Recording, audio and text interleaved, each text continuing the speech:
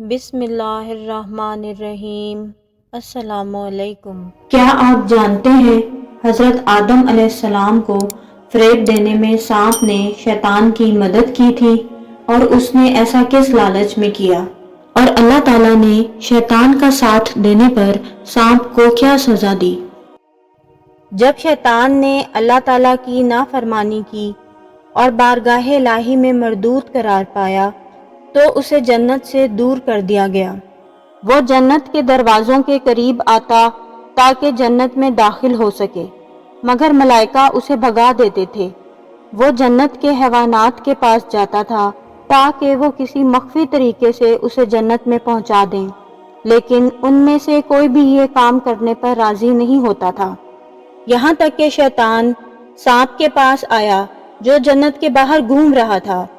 وہ سانپ اونٹ کی طرح بڑا تھا اور اس کے 4 ہاتھ اور 4 پاؤں تھے، اور وہ جنت کے خوبصورت ترین حیوانات میں سے ایک تھا۔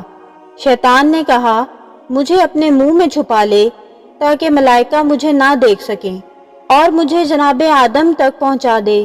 ان کی ملاقات کا شوق مجھے بےتاب کیے جا رہا ہے۔ میں ضمانت لیتا ہوں کہ آدم کی اولاد تجھے کوئی گزند نہ پہنچائے گی، اور تو میری پناہ میں ان کے شر سے محفوظ رہے گا۔ سانپ نے قبول کر لیا اور شیطان کو اپنے منہ میں چھپا کر جنت میں پہنچا دیا۔ اس کام کے سبب سانپ پر خدا کا غضب ہوا اور اس سے اس کے ہاتھ پاؤں چھین لیے گئے تاکہ وہ ہمیشہ سینے کے بل چلے، اور اس کے جسم میں جتنے پر اور ریشم تھے سب گر گئے اور وہ عریاں ہو گیا۔ اور سانپ کے منہ میں شیطان کے قرار پانے کے سبب اس کے دانتوں میں زہر پیدا ہو گیا۔ جب سانپ شیطان کو حضرت آدم اور حضرت حوا کے سامنے لایا تو شیطان نے سانپ کے منہ سے آواز نکالی۔ شیطان نے سانپ کے منہ میں سے پہلے حوا کو فریب دیا اور اسے کہا، اگر تم آدم سے پہلے اس درخت سے کھاؤ گی تو آدم پر تسلط حاصل کر لو گی اور وہ تمہارے مطیع ہو جائیں گے۔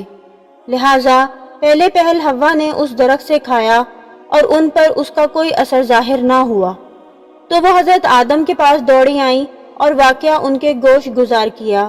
انہیں بھی یقین آ گیا اور انہوں نے وہ پھل کھا لیا۔ شیطان سانپ کے منہ میں سے ان سے گفتگو کر رہا تھا، اور حضرت آدم یہ گمان کر رہے تھے کہ سانپ ان سے باتیں کر رہا ہے۔ شیطان نے حضرت آدم و حوا کے سامنے قسم کھائی کہ میں آپ کا خیر خواہ ہوں اور ہرگز آپ سے خیانت کی نیت نہیں رکھتا۔ اس نے حضرت آدم سے کہا کہ اگر اس درخت سے کھا لوگے تو ہمیشہ زندہ رہو گے اور موت تمہارے پاس نہیں آئے گی۔ جناب آدم بھی یہ سمجھے تھے کہ کسی کو اتنی جرت نہ ہوگی کہ خدا کی قسم کھائے، اور یہی بات ان کے دھوکہ کھانے کی سبب بنی۔